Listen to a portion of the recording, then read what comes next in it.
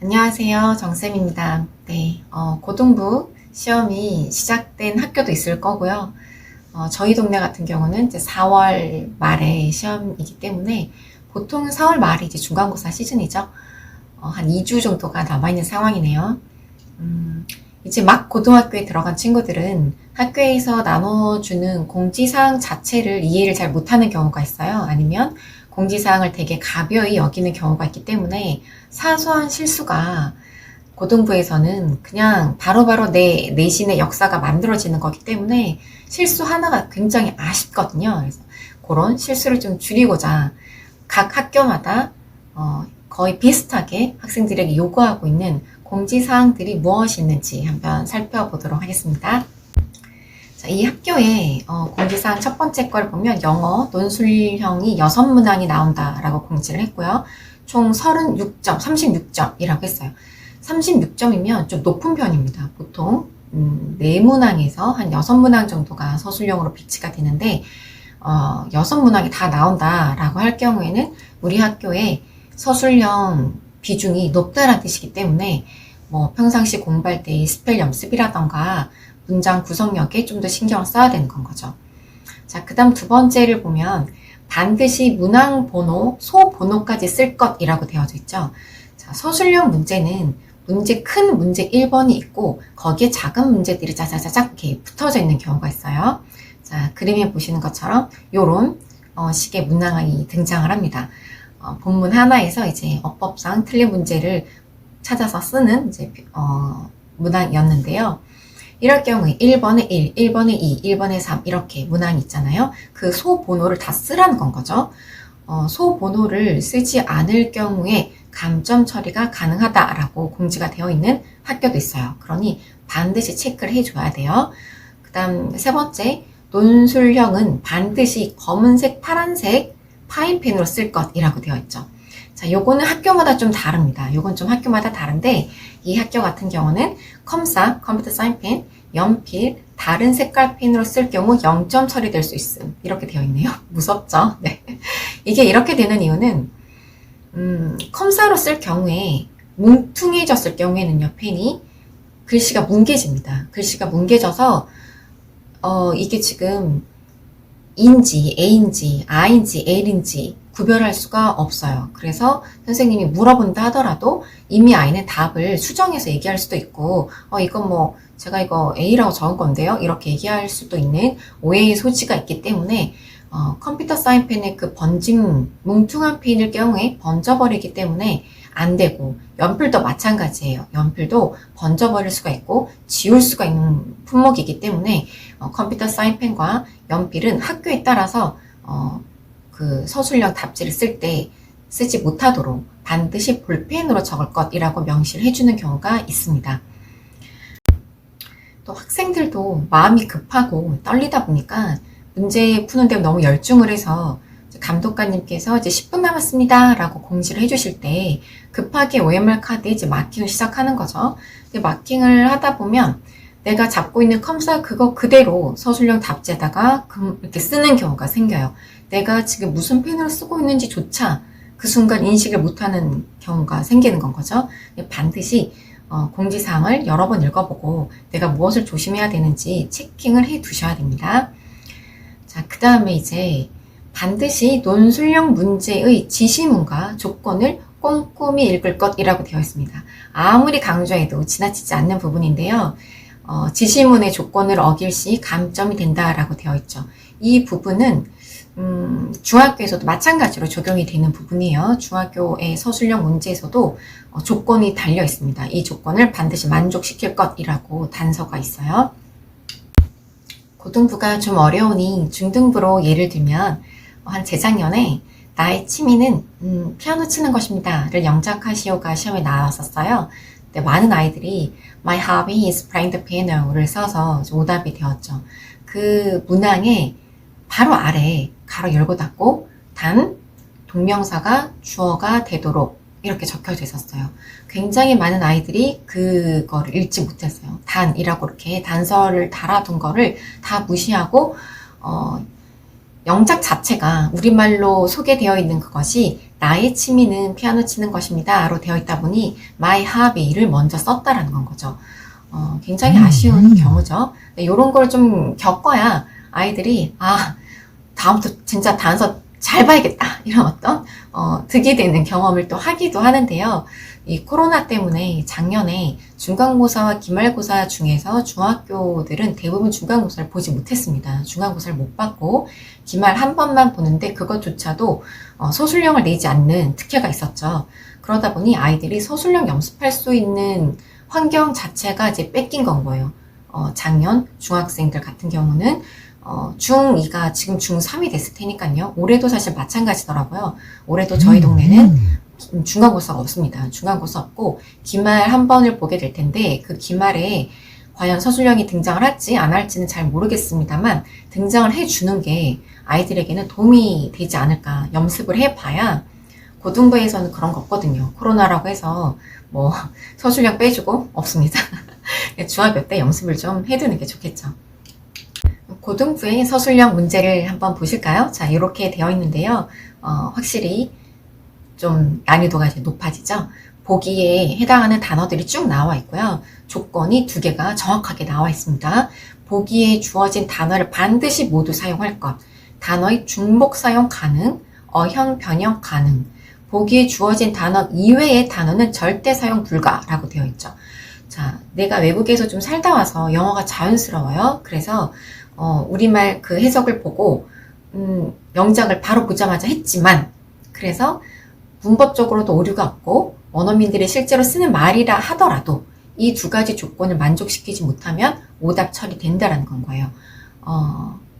당연합니다. 네, 출제자가 요구하는 걸 맞춰야 됩니다. 형 변경이라는 거는 여기 뭐 make라는 동사가 들어가 있으면 이거를 to make나 making, made 이런 식으로 바꿔놔야 된다는 건 거예요. 여기 make 있어서 저 그냥 그대로 make 적었는데요. 안 됩니다. 문법에 맞게 바꿔야 됩니다. 단어 수를 잘 지켜야 하는 것도 중요한 공지사항이에요. 7단어냐, 8단어냐에 따라 내가 대을 써줄 것인가, 뺄 것인가가 결정이 되는 건데, 출제자의 의도를 생각하지 않고 내가 8단어로 공부했다고 해서 그걸 그냥 쭉 다 써놓고 맞았다 라고 하고 있으면 안 된다는 건 거죠. 이 공지사항에 보면 a lot of는 세 단어입니다 라고까지 구체적으로 설명이 되어 있는 걸로 봐서 얼마나 그동안 많은 이렇게 항의를 받았으면 아이들 입장에서 a lot of가 한 단어인 줄 알았어요. 저는 이런 게 분명히 있었다는 건 거죠. 그렇기 때문에 공지사항이 계속 디테일해져 가는 건 거예요. 그 다음 2번째 공지사항이 제일 중요합니다. 어쩌면 이것 때문에 영상을 찍게 된 걸 수도 있는데요. 자, 지문은 반드시 읽고 풀 것. 지문이 변형될 수 있으므로 외워서만 풀지 말 것이라고 되어 있죠. 자, 지문도 안 읽고 푼 학생들이 있냐? 라고 하시겠지만 이미 공부가 어느 정도 수준에 올라와 있는 학생들은 그 내용을 보자마자 몇 과에 있는 몇 번 본문인지 다 기억을 합니다. 그리고 빈칸이 뚫어져 나왔을 때 이 빈칸에 뭐가 있었는지까지 정확히 다 기억을 하죠. 바로 이 부분이 중딩 부분과 중등부에서 좀 성적 괜찮게 나왔던 아이들이 고등부에서 발휘가 안 되는 여러 가지 이유 중 가장 큰 원인을 차지하는 게 이 부분이에요. 자, 중등부와 고등부의 가장 큰 차이는 본문 변형입니다. 본문을 있는 그대로 내지 않는다라는 건 거죠. 자꾸 중딩이란 말이 입에 붙어서.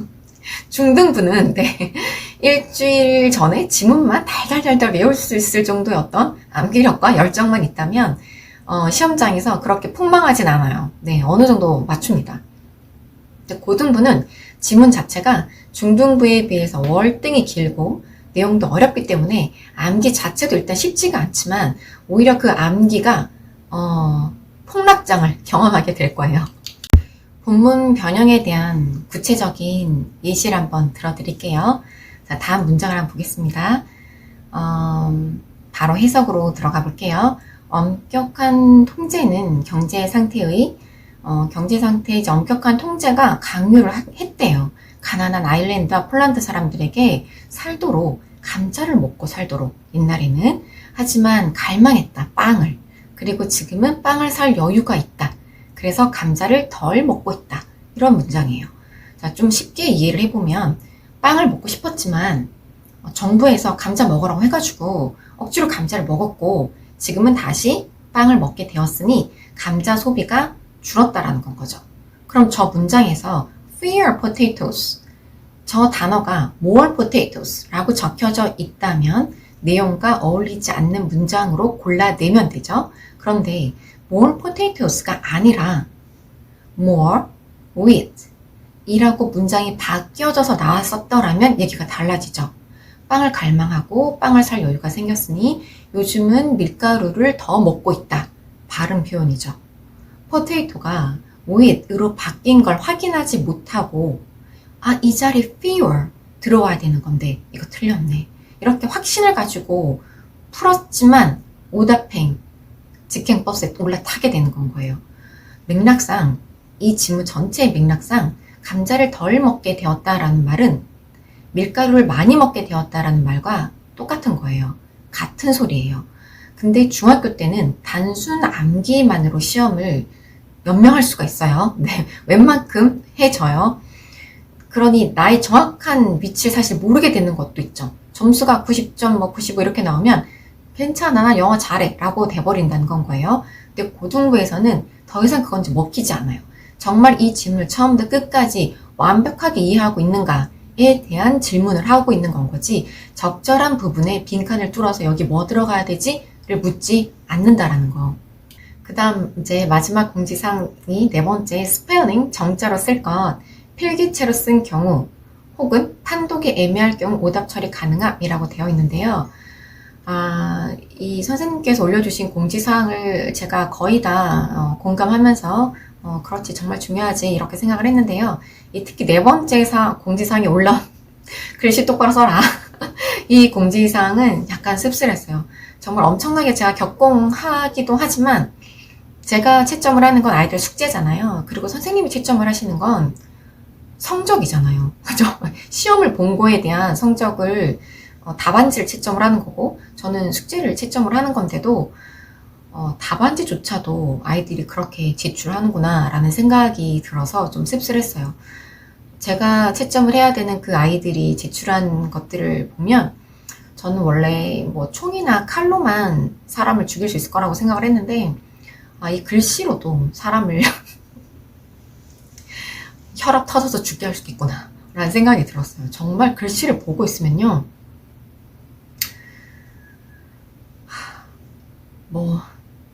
말을 못하겠습니다.